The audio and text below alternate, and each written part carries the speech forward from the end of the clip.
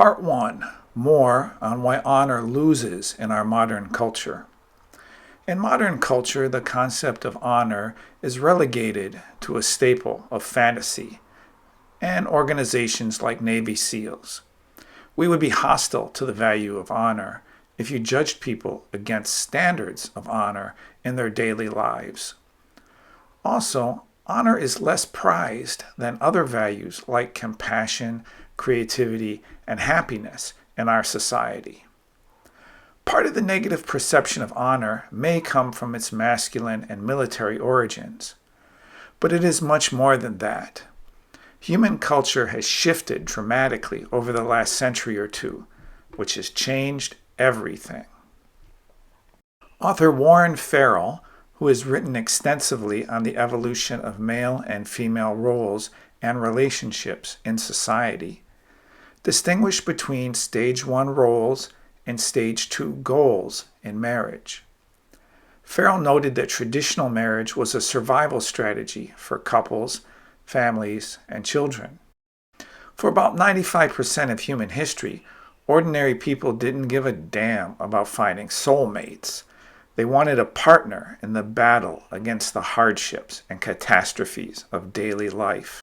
They worked to survive and produce a legacy of children that also survived. Human survival was not a given, but a struggle in times of war, famine, pestilence, and death. Farrell explains that, after World War II, our society reached a point of security and safety unparalleled in human history. This new way of life allowed the culture to shift from survival-based Stage 1 partnerships to promote Stage 2 partnerships based on fulfillment. In this stage, the goal of survival gave way to love and romance. Feelings, esteem, and self-actualization are at the top of Maslow's pyramid of human needs, and that's where our culture went hard. People were looking for soulmates to support their personal growth. As Warren states, we went from till death do us part till unhappiness do we stay together. This stage 1 versus stage 2 dichotomy is a brilliant observation that pinpoints a change that goes way beyond the nature of marriage. This is a dramatic evolution of human behavior. It is the behavioral equivalent of human beings developing gills, as Kevin Costner did in the misunderstood classic, Waterworld. For 1,000 millennia, nature did not give a shit about whether or not we felt self-actualized. It still doesn't. Nature bred human beings to survive and perpetuate the species. The goal was not abstract fulfillment, but concrete survival. Survival and sending forth a next generation equipped to survive was the fulfillment of nature's plan. Our shift away from a survival mentality can be seen in our approach to children. When the goal was survival for you and your offspring, you were careful in selecting a mate because your choice could literally mean the difference between their living or dying. Then you stayed married for the sake of your children, as long as doing so was in their best interest. You were hard and demanding on your children to prepare them for their future. You put a lot of effort into building up their character and seeing them attain valuable skills to make a living on their own. When your goal is personal fulfillment, you marry for love, or you don't marry at all, not if it doesn't feel right.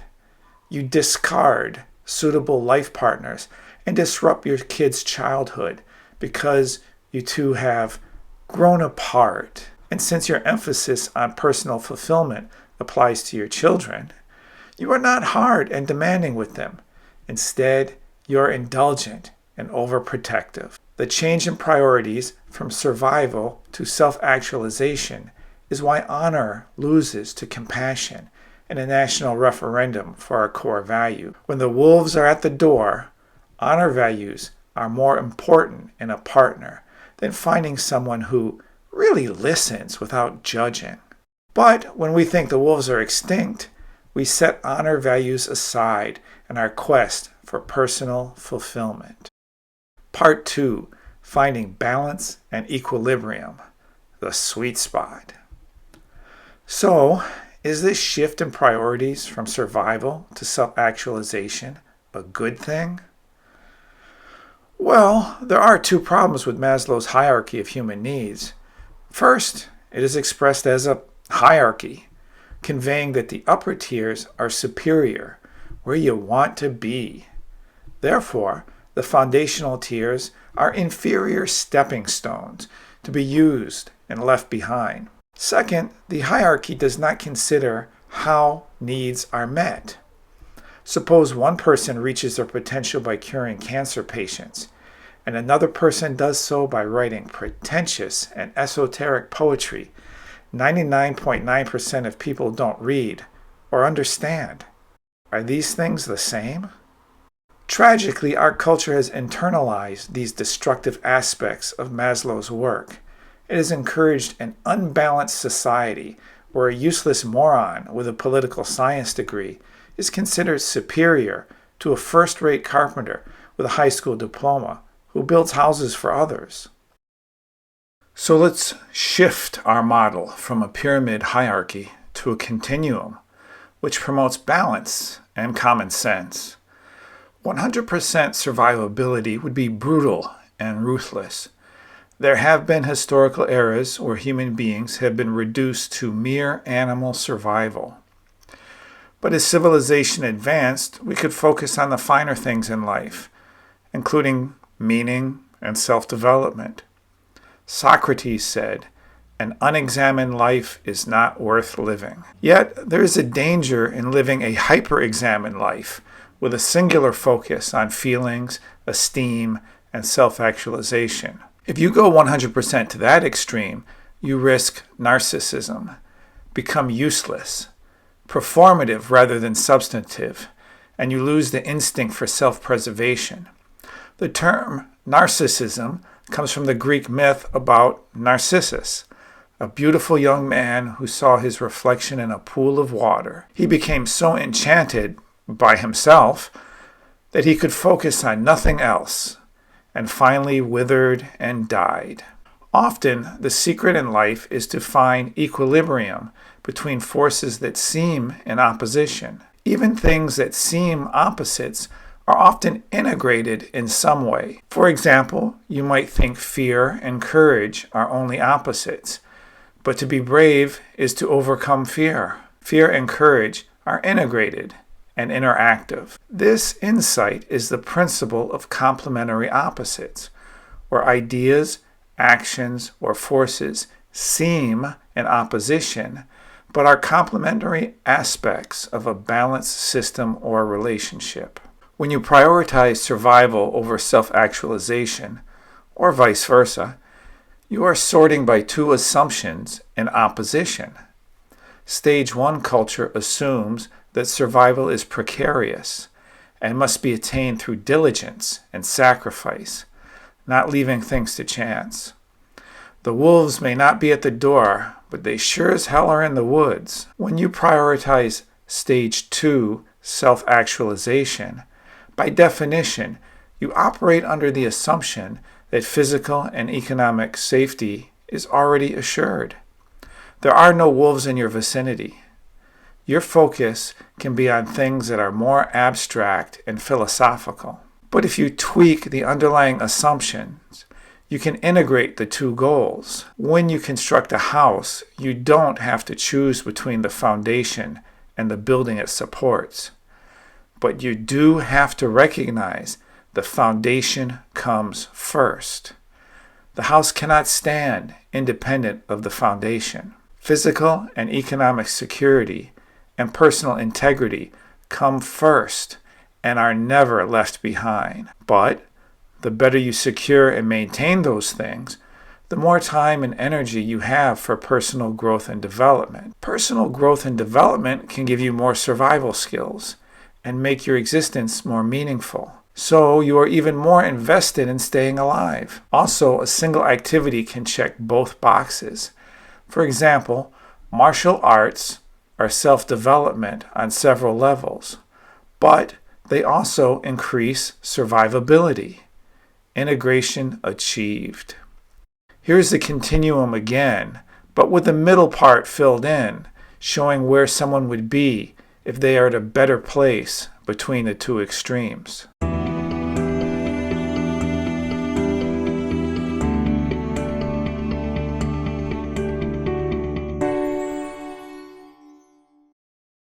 Part 3. Moving back towards honor. Compassion is a beautiful value. It is feelings-based. It can prompt us to take action that does good for others. It is a spark that can lead to a warm fire. The problem is that many people think a spark is a fire. They believe the feeling itself is an accomplishment. It isn't. Any idiot with a lighter, pack of matches, or a flint has access to a spark. A fire requires much more than a spark. It needs fuel and a place to be sheltered and contained. Compassion is the spark, but honor is everything else. The hours collecting and cutting the wood, making tinder, preparing a dry spot shielded from wind or rain, and constructing a barrier to contain the flames so they do not run amok. And finally, tending the fire to keep it going safely. All that is honor. The spark is needed, but it does not put in the work or determine the results. Without fuel, sparks lead to nothing. Generated carelessly, they can burn down a forest. Honor puts in the work and takes accountability for the results. With compassion, all I have to do is feel concerned and pity someone's suffering. I pat myself on the back for the feeling. If I feel really ambitious, maybe I express sympathy or raise awareness by scolding others for not caring as much as I do. I don't actually have to do a damn thing to make anyone better off. I just have to feel their pain and perform some symbolic act. An honor-based approach is much more challenging. It requires me to improve myself to take effective action and demands that I try to effect change in those who are suffering. Suppose I have a young nephew. I am close to him because my sister is raising him as a single mom. Let's call him Todd. Todd tells me he is being bullied at school. He feels helpless and does not know what to do, so he's just put up with it. I can offer him sympathy and comfort. That is compassion. Of course, that does nothing to solve the problem. I should certainly go to the school, inform them of the situation, and demand action. While that is the right thing to do, it may or may not solve the problem. But even if it does solve the problem, it does not address the underlying issues. What are the underlying issues? The first issue is human nature. There have always been, and there will always be, bullies. Second, we cannot always depend on institutions to overcome human nature because they are comprised of humans. Third, my nephew, Todd, lacks the tools to take effective action on his own behalf. This is where the individual values inherent in honor come to play: courage, competence, and strength. Todd has work to do.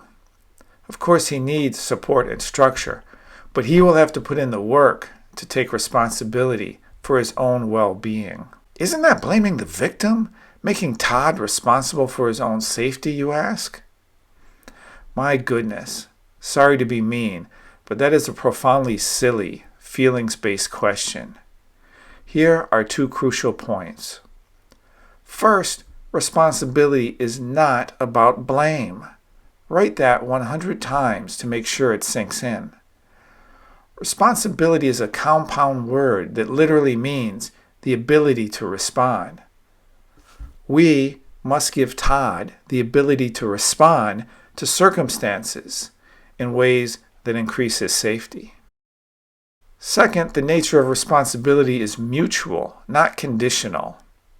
Here's a trick question. Two people are married.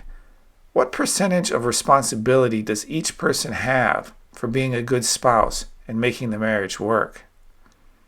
It's 50-50, right? Wrong.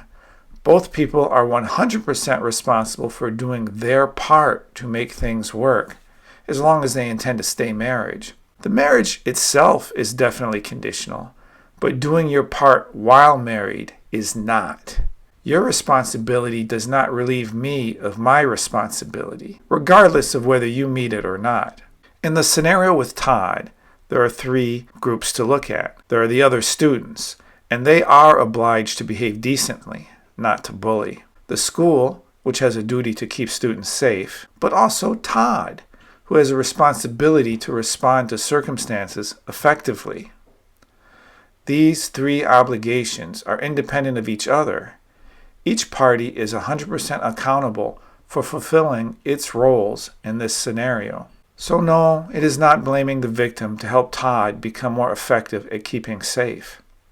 Therefore, we sign Todd up for a martial arts class, like Brazilian Jiu-Jitsu. We give Todd an exercise routine to build his strength and endurance. We help him understand human nature. We encourage Todd to improve his situational awareness, understand how body language and demeanor attract or deter bullies, and support him in expanding his circle of friends, because loners are more vulnerable. That should sound a lot like promoting the values inherent in the concept of honor. The values are courage, competence, strength, loyalty, and accountability. Courage does not exist in a vacuum. It is also something that needs to be sustained. You develop courage by facing adversity with the tools that give you a fighting chance to overcome adversity. Confronting a bully when you have no tools to do so may be brave, but after you get curb stomped a few times, that courage will likely evaporate. Todd's competence and strength from the martial arts class, exercise program, and seminar on human nature will be encouraging. It will support his ability to confront adversity with the tools to come out of the confrontation in a way that sustains his courage. Accountability is definitely an honors-based value. The whole process of working with Todd so he can take responsibility for his own well-being is a symposium on accountability. And I am role modeling loyalty to my family by investing the time and resources to support Todd on his journey of self-improvement. The effort to help Todd expand his circle of friends can also have the effect of allowing him to form his own circle of loyalty with his peers at school. The scenario I have described is where the priority of survival and safety becomes the path to self-actualization and personal growth. It takes us to the sweet spot where the 2 goals are complementary and integrated, but we get there through the values of honor. Courage, competence, strength, loyalty, and accountability will take you to a high level of personal growth, as well as protect you and yours. This is why we need to move back towards honor and rid ourselves of the dangerous delusion that these values are obsolete because wolves are extinct.